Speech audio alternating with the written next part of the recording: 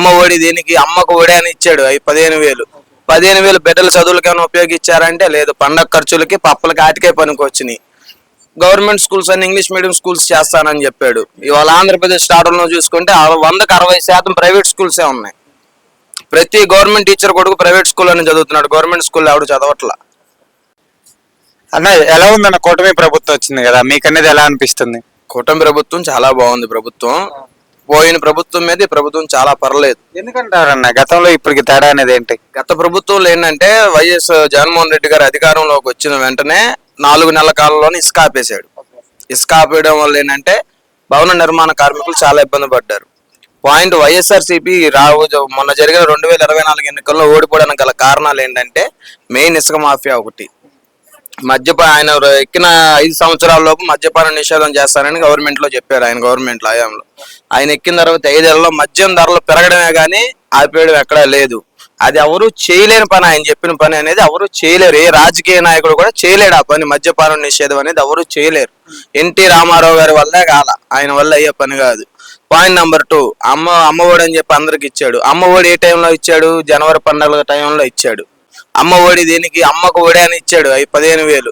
15,000 బిడ్డల చదువులకి ఏమైనా ఉపయోగించారంటే లేదు. పండగ ఖర్చులకి పప్పులకి ఆటికే పనికి వచ్చినాయి.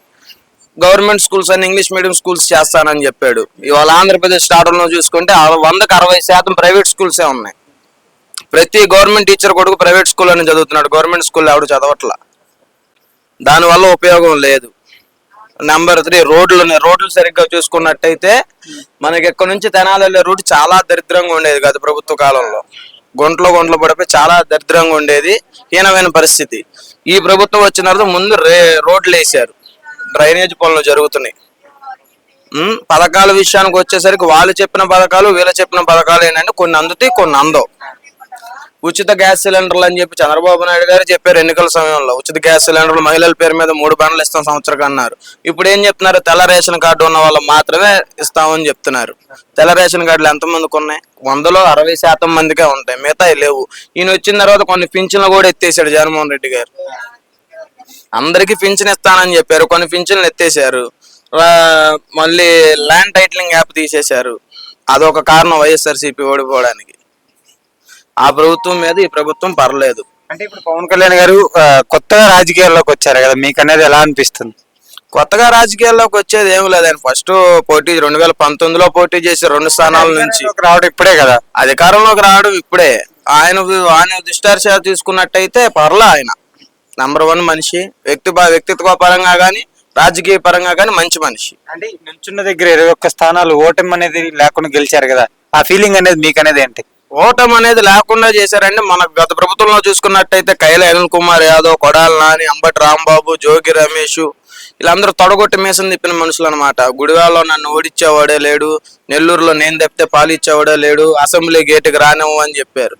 దాని దృష్టానుసారా ప్రజలందరూ మనసులో పెట్టుకొని బయటకు ఎవరూ చెప్పకుండా అధపాతాలకు తొక్కేశారు వైసీపీ గవర్నమెంట్ ని. మొన్న గత ప్రభుత్వంలో 23 స్థానాలే చంద్రబాబు నాయుడు గారికి ఉంటే ప్రతిపక్షంలో ఉంటారు, 5 కూడా మేము లాగేసుకుంటే ప్రతిపక్ష స్థానం కూడా ఉండదని చెప్పి జగన్మోహన్ రెడ్డి గారు అన్నారు. ఈ రోజు అసెంబ్లీ స్థానాలు చూసుకుంటే కేవలం 11 స్థానాలకు మాత్రమే పరిమితమైంది. ఆ 11 175 ఎక్కడ 11 ఎక్కడ వైనాట్ 175 అన్నారు కదా. వైనాట్ 175 అని చెప్పి వాళ్ళ నాన్నగారి తరంలోనే అవలా. వాళ్ళ నాన్నగారు పోటీ చేస్తేనే 175 నియోజకవర్గాలకి 175 నియోజకవర్గాలు కొట్ల. ఈయన వల్ల ఏమైంది?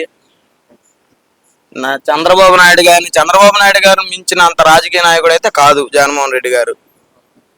ఆయన లెక్క వేరు, చంద్రబాబు నాయుడు గారిది మ్యాన్ ప్లానింగ్ వేరు అసలు. Thank you.